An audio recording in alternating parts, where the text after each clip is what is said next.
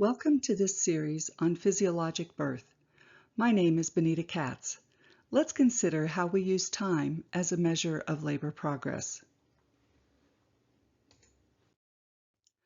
I've been told that if you help a butterfly when it is trying to emerge from its cocoon, you will do more harm than good. The butterfly needs to make the effort to release itself from its confinement. That process, that struggle, actually strengthens the wings of the butterfly. It takes time for the wings and legs and antennae to unfold and to dry. Their emergence is slow, but each step has a very necessary purpose. For decades, we've used time to determine normal labor progress. Why? Is time a good measure of a healthy labor? If we hurry the process of labor, do we do harm? How were the parameters of normal time in labor established?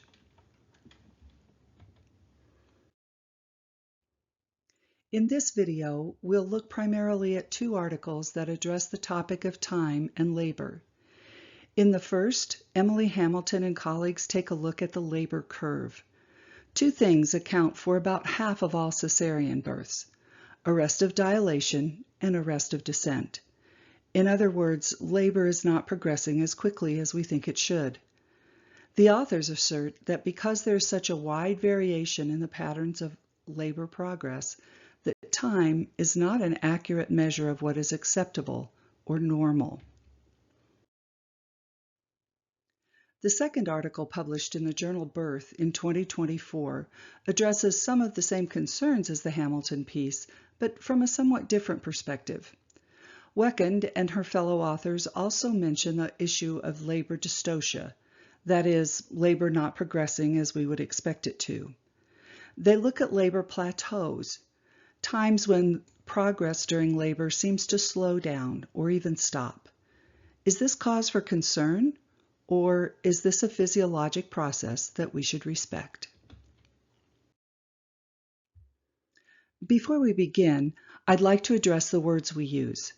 Failure to progress is medical terminology that is often used when labor is not moving along as we expect it to. When a laboring woman hears the word failure, how do you think that makes her feel? For those accustomed to the phrase, it's just a medical diagnosis, but for the mother who is working so hard, it can be very discouraging. Labor dystocia has the same meaning. Labor is not progressing as expected, but it eliminates the concept of failure. I will use the term dystocia in this presentation, and I encourage you to do the same thing in the clinical setting. Let's begin with the Hamilton article addressing the labor curve. As previously stated, about half of all cesarean births are attributed to arrest of dilation and arrest of descent. Many clinicians are beginning to realize that time is not an adequate measure of labor progress, simply because variations abound. Most labors do not follow the average dilation curve. The authors present a thorough history of what is known as the labor curve, Friedman's work in 1954 and Zhang in 2002. When standards have such a far-reaching and long-lasting influence, we need to pay attention to the research behind them. Although Zhang's model reflects more current research and gives greater leeway for variations in labor progress, time is still treated as a significant strategy for assessment. But the fact remains that most labors do not follow an average dilation curve. Which leads us to the question, where did our current concepts of time and labor progress come from? Hamilton does a thorough job of recounting the history of Dr. Emanuel Friedman's curve, first presented in 1954. The first study was small, only 100 women. You see here a brief outline of when the data was originally presented and how it was added to over time. Please read this article for more detailed information on how Friedman's curve evolved and became so widely accepted. In 1969, Friedman and his colleague Bernard Kroll adopted a formula to predict the average course of labor. That formula is based on 4 assumptions. First, that the dilation of the cervix is related to a single variable, time. We now understand that this is not the case. Stress can slow a labor down. In a later video, we'll address more about the hormones of labor and the effect that they have on labor progress. Other factors, like the position of the baby and mother's level of fatigue, may also alter the progress of labor. Secondly, they assumed that dilation fits a consistent pattern on a graph. As you will shortly see, Hamilton's research dispels that myth. Third, Friedman and Kroll believed that all women experienced a specific point in time when the progress of labor accelerated, and fourth, that point in time was specifically at 2.3 centimeters of dilation. This assumption was based solely on the outcomes of this mathematical formula, not on real-life observations of laboring women. The standard established by Friedman was followed for 50 years and, in some places, still is. Newer research seeks to collect data and create a formula that is modeled after that data. You see here the difference between Friedman's curve, represented by the red dashed line, and the curve presented in the research of Zhang et al. In the late 1990s and early 2000s, shown with the solid black line. The lines on the left show the cervical dilation over time. The lines on the right show descent of the fetus through the pelvis, measuring station over time. The many variations in assessing time in labor complicate its accuracy. At what point in labor does the mother present for care? How often is an internal exam done? Who does the exam and how experienced are they? Does a previous assessment affect the results of the provider's current exam? We need to consider why we use time to measure labor progress. Well, when making clinical judgments, it is helpful to have some idea of what normal looks like, of what we would usually expect to see. But we need to keep in mind that not normal does not always indicate unhealthy. Consider an adult woman who is less than 5 feet tall. She may not fit into the average or normal category, but that does not mean she is unhealthy. In the same way, a woman who is over 6 feet tall may not be considered average or normal, but not necessarily unhealthy. In the same way, establishing norms for labor does not mean that someone who does not follow that pattern is unhealthy. The second reason for understanding the relationship between time and labor progress is to help identify labors that may require a cesarean birth for the health of mother and baby. But is time the only parameter that should be considered? Probably not, but it can be a part of the decision-making process. This figure presented in the article shows the labor course for women from 3 different continents using individual colored lines for each woman. The vertical axis shows centimeters of cervical dilation. The horizontal axis represents time. The dashed black line, derived from Friedman's curve, is supposed to identify the slowest 10% of labors. Those to the left of the line would be faster labors. Those to the right would be slower. Such wide discrepancy in these individual labors demonstrates a very poor central tendency. That is, the wide variation makes it difficult, if not impossible, to establish a norm based solely on time. Many factors contribute to labor progress.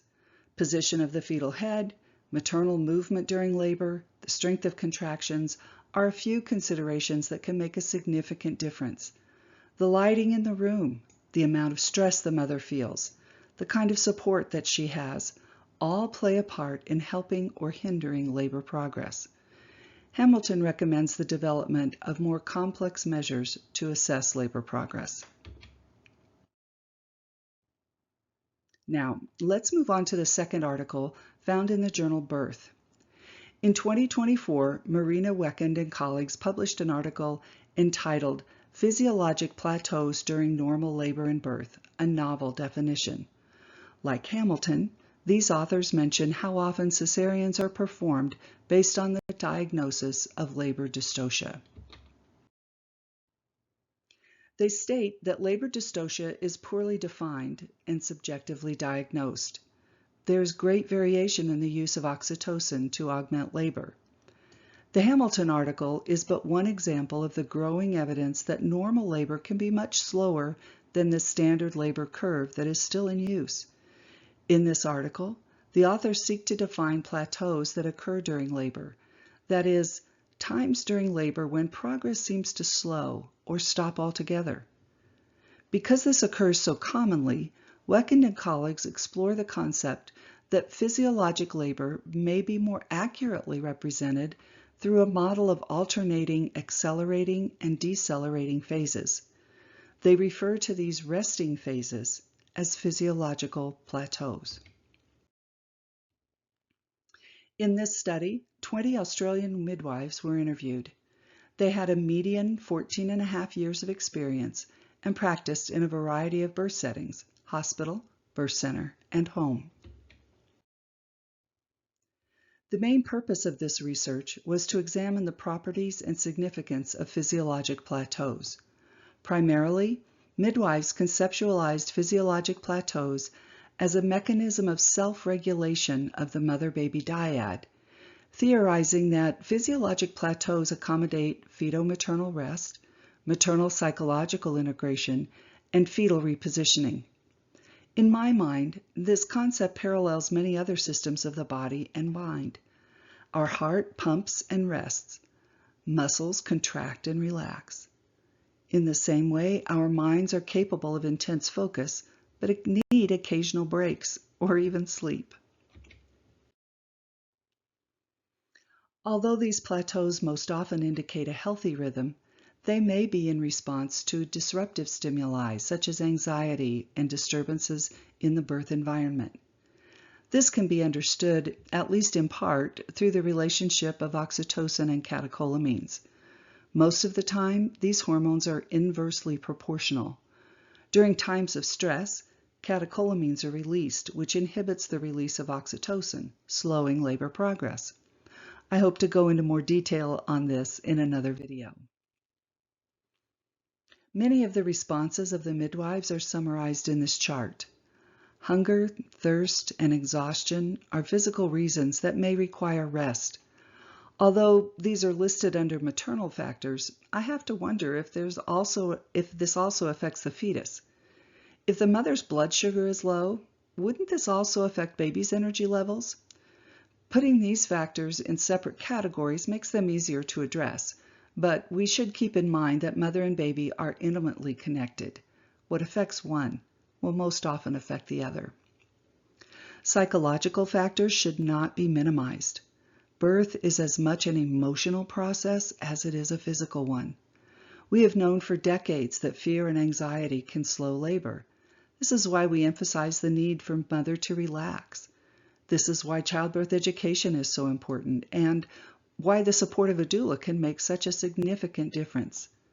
When the laboring woman feels safe and cared for, stress hormones are reduced and oxytocin production is not interrupted. Key to the conceptualization of these physiologic plateaus was that neither mother nor baby showed signs of pathology. Not only were there no indications of distress, but laboring women expressed no concern over their labor progress. In addition, it was noted that the woman's personality and emotional state had an effect on the frequency and duration of labor plateaus. This seems logical.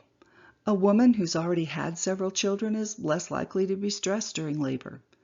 Conversely, a woman who does not understand the process of labor may be more fearful and tense. These physiologic plateaus seem to be a relaxing time for both mother and baby. While it may be wise to assess the environment to assure that stressors have been minimized, for the most part, these pauses in labor offer an opportunity to rest and gather strength, both physical and mental. One of the main goals of this research was to define physiologic plateaus in labor in an effort to avoid unnecessary intervention. The definition is lengthy but thorough. The conceptual boundaries describe a physiologic plateau as a temporary slowing or pausing of one or multiple physiologic processes of labor, including uterine contractions, cervical dilation, maternal behavioral changes, and fetal positioning, in the absence of signs of pathology. Physiological plateaus appear to be common in normal labor and may occur singularly or repeatedly at any point during the entire continuum of labor and birth.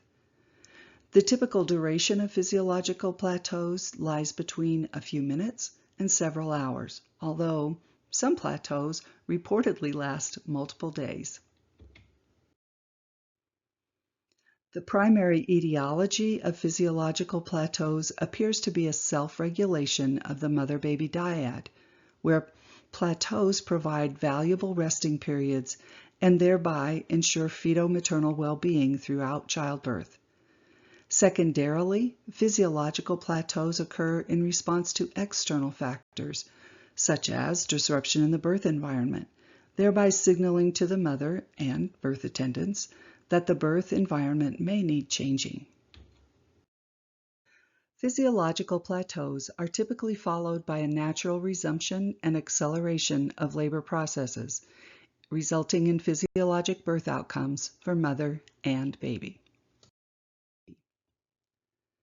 These are only two of the many recent articles that address the element of time in assessing labor progress.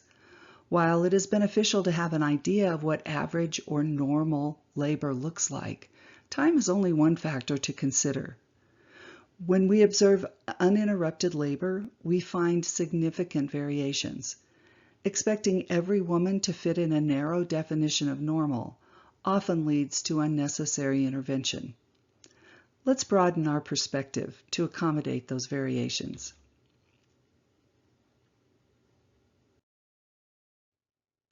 Thank you for listening. I'm Benita Katz with Mountain Perinatal Education. Stay tuned for more videos about physiologic birth.